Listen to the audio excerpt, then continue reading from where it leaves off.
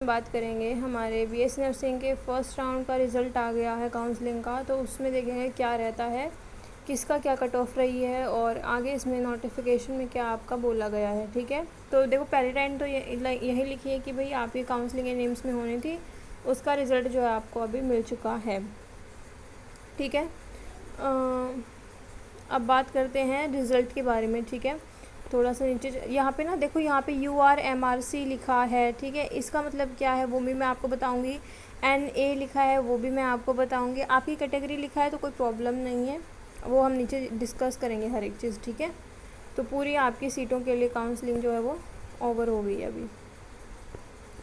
First round की ये सारी चीज़ें बताऊँगी जो भी इसमें लिखा है। आपका FCNA क्या है, NR क्या है, NP क्या है, हर एक चीज़ आपको मैं बता दूँगी। एक सेकेंड, थोड़ा नीचे चलते हैं।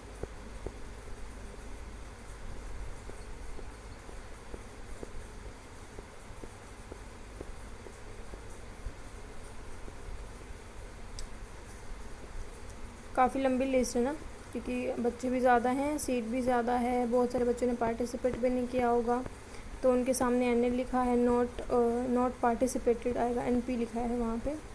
तो वो सारी चीज़ एक बार मैं डिस्कस कर दूँगी। लास्ट पेज एक बार आ जाए जल्दी से। हाँ जी, देखो आ गया। यहाँ पे हमारी जो लिस्ट है वो ख़त्म हो जा रही है। ठीक है, ओके, तो यहाँ पे हम देख लेते हैं पहले तो एब्रीविएशन जो इसमें लिखी है। FCNA का मतलब है field choice not available at that rank, मतलब कि उन्होंने जो भी अपनी रैंक फिल करी होगी, मतलब जो भी चॉइस फिल करी होगी, उन्होंने कम एम्स डाले होंगे। ठीक है, मान लो उन्होंने 5-6 एम्स डाले थे, उन 5-6 एम्स में सीट बची नहीं, तो उनको कोई और सीट मिली नहीं क्योंकि उनकी चॉइस में ही नहीं थी। ठीक है, NR एंड NP का मतलब क्या है? NR का मतलब होता है नॉट रजिस्टर और नॉट पार्टिसिपेटेड, मतलब उन्होंने काउंसलिंग में पार्टिसिपेट करा ही नहीं। MRC का मतलब क्या है? मेरिटरियस रिजर्व्ड कैटेगरी कैंडिडेट, मतलब कि ये वो MRC होती है जैसे अगर कोई OBC का बच्चा है, उसको जनरल की सीट मिल रही है, उसकी रैंक अच्छी आई है, तो उसके सामने URMRC लिखा जाएगा OBC, और उसके इधर को अलॉटेड सीट कैटेगरी में।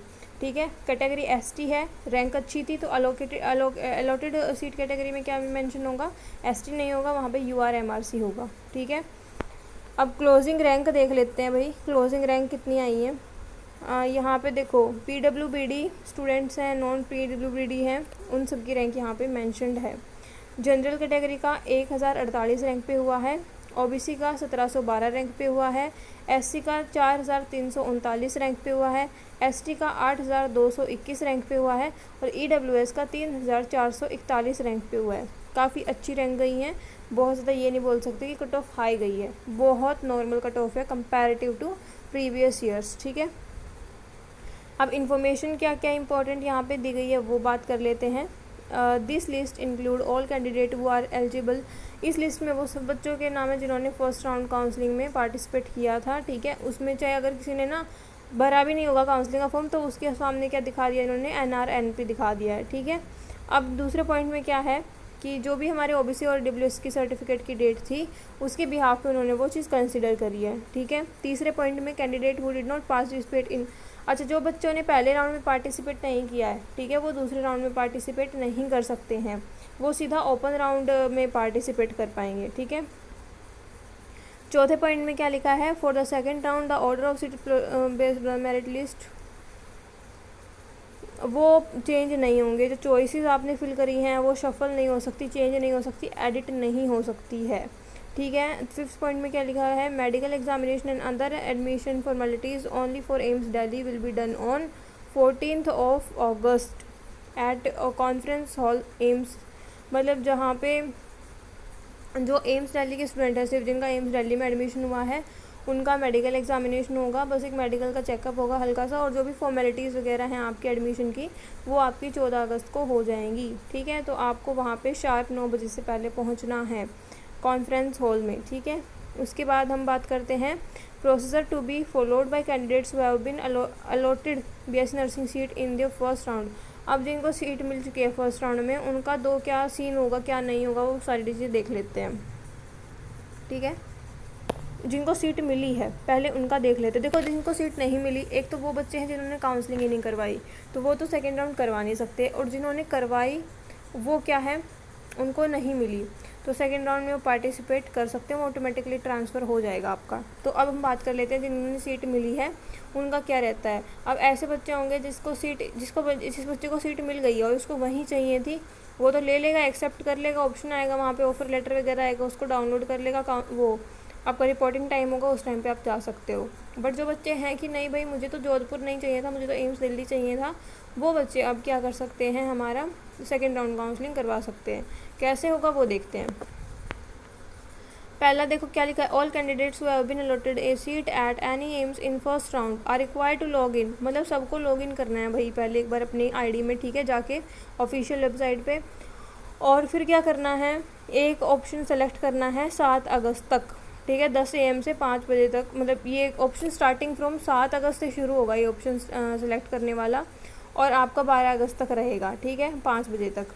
अगर आपने कोई भी ऑप्शन सेलेक्ट नहीं किया तो आपकी जो सीट है वो कैंसिल भी हो सकती है, तो आपको वो क्या करना है और आप क्या हो जाओगे, इनएलिजिबल हो जाओगे सेकंड राउंड के लिए। तो मतलब जो सीट मिली है वो भी चली जाएगी और सेकंड राउंड में भी पार्टिसिपेट नहीं कर पाओगे। तो वो चीज़ ज़रूर करनी है कि आप लॉगिन कर लो और क्या कर लो, इन दोनों ऑप्शन में से कोई भी एक ऑप्शन अपना सेलेक्ट कर लो 7 अगस्त से और 12 अगस्त के बीच में। 7 अगस्त से पहले वो चीज़ नहीं होगी।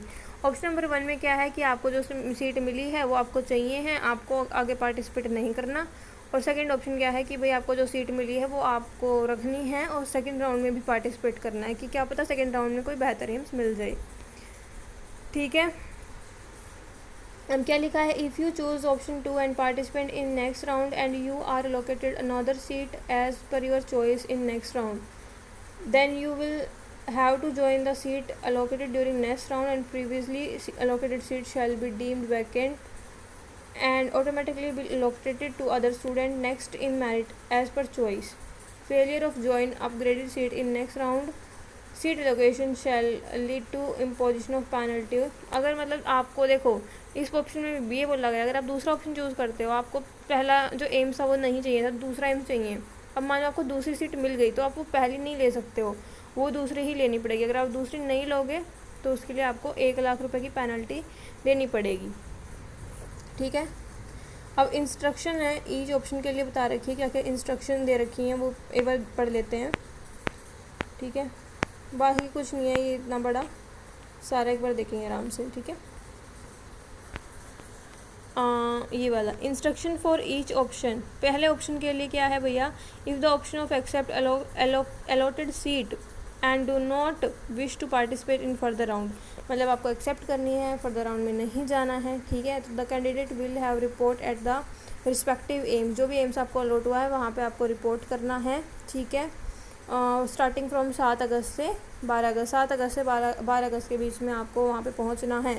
ऑफर लेटर आपको मिल जाएगा, वो आप डाउनलोड कर सकते हो अपनी साइट से, ठीक है। सीट एलोकेशन लेटर मिलेगा, ऑफर लेटर भी अलग होता है, सीट एलोकेशन लेटर भी अलग होता है, ठीक है। और ओरिजिनल डॉक्यूमेंट आपके पास में होना चाहिए, डिमांड ड्राफ्ट होना चाहिए, ठीक है। और यहाँ पे किसके नाम से डिमांड ड्राफ्ट बनवाना है वो भी आपको नीचे मिल जाएगा, फ़ोटोकॉपीज़ होनी चाहिए, ठीक है। और डीडी जो होता है, डिमांड ड्राफ्ट होता है, वो रिफ़ंड हो जाएगा आपको जब आप ओरिजिनल डॉक्यूमेंट सबमिट करोगे, ठीक है। लेकिन अगर आप ओरिजिनल डॉक्यूमेंट, कई बार ऐसा होता है ना, ये पॉइंट क्या है, इस पॉइंट में बोल रहा है कि अगर मान लो आपने पहला राउंड मतलब जो आपकी काउंसलिंग में एम्स मिला था वो आपको चाहिए, आपने रख लिया, तो 7 से 12 के बीच में आपको वहाँ जाना है, ऑफर लेटर लेके जाना है और सीट एलोकेशन लेटर लेके जाना है, ठीक है। और अगर आपके पास डॉक्यूमेंट है तो डॉक्यूमेंट ले जाओ, डॉक्यूमेंट नहीं है तो 1 लाख का डिमांड ड्राफ्ट वो मांगते हैं, वो ले जाओ। जब आप अपने डॉक्यूमेंट वहाँ पे सबमिट कर दोगे तो वो जो 1 लाख का डिमांड ड्राफ्ट है वो आपको वापस रिफ़ंड हो जाएगा। समझ में आ गई बात। It must be noted that by exercising the choices the candidate opting not to participate in further round, मतलब वो बाद में पार्टिसिपेट नहीं कर सकता है, सिंपल सी बात ये है। अगर if original certificate are not deposited at the time of joining, this will have to submit by the time signified by 25 August at respective AIIMS. ये वही है भाई कि अगर आप अपनी सीट मतलब डॉक्यूमेंट जब सबमिट नहीं करवाओगे तो आपका जो है वो एडमिशन जो है वो कैंसिल भी हो सकता है। तो कोशिश करो कि अपने डॉक्यूमेंट वहाँ पर सबमिट करवा दो। डॉक्यूमेंट करवा रहे हो तो 1 लाख रुपये का डीडी देने की ज़रूरत नहीं होती, ठीक है। ऑप्शन नंबर 2 में क्या बोला गया है कि आपको सीट एक्सेप्ट करनी है, सीट एक्सेप्ट करनी है और सेकंड राउंड में भी पार्टिसिपेट करना है। तो वही सेम प्रोसीजर है, आपको अपने जो डॉक्यूमेंट वगैरह हैं या फिर आपका डिमांड ड्राफ्ट है वो सबमिट करना है, ठीक है, अपने लिए जो भी आपको पहले राउंड में एम्स मिला है, और दूसरे राउंड में पार्टिसिपेट आप ऑटोमेटिकली हो जाओगे जो दूसरा ऑप्शन चूज़ करोगे। फिर आपको जो सेकेंड राउंड में मिलेगा एम्स, उसमें आपके जो डॉक्यूमेंट्स वगैरह हैं वो ऑटोमेटिकली ट्रांसफ़र हो जाते हैं, ठीक है। आपको बस वहाँ पे रिपोर्ट करना है जाके, उसके अलावा कुछ भी नहीं है, ठीक है। डॉक्यूमेंट क्या क्या होने चाहिए आपके पास में? Offer letter, seat allocation letter, final registration slip होनी चाहिए, एडमिट कार्ड, 10th 12th की मार्कशीट होनी चाहिए, ठीक है। उसके बाद आपके पास में माइग्रेशन सर्टिफिकेट होना चाहिए, आप जिस भी कैटेगरी से बिलोंग कर रहे हैं उसका सर्टिफिकेट होना चाहिए, SC ST EWS जो भी आपकी है, ठीक है। और वो सर्टिफिकेट आपका यही डेट वाला होना चाहिए जो यहाँ पे मेंशन की गई है, और सब की फ़ोटोकॉपीज़ आपके पास में होना चाहिए, पासपोर्ट साइज़ फ़ोटो होना चाहिए, ठीक है। ये मस्ट है। डिमांड ड्राफ्ट कहाँ पे किस नेम से बनेगा वो भी आपको नीचे मेंशन होंगे, बैंक वगैरह के नेम मैं बताती हूँ। यहाँ पे ये पर्टिकुलर एम्स हैं जिसमें आपके जो भी ईमेल आईडी गिवन, जो भी आपका डाउट है वो आप यहाँ पे कंसर्नली पूछ सकते हो, ठीक है। और आपके प्रॉपर एम्स के थ्रू आपके पास वो ईमेल आ जाता है प्रॉपर हर एक बच्चे के पास जो सिलेक्ट हुए हैं कि भाई आपको डॉक्यूमेंट सबमिट करने आना है, ये करना है, बट नहीं भी आए तो जाना है, ये नहीं कि नहीं जा रहे हो, ठीक है। बस और तो सारी चीज़ें मैंने डिस्कस करवा दी हैं, यही चीज़ रिपीट हो रही हैं बार बार, ठीक है।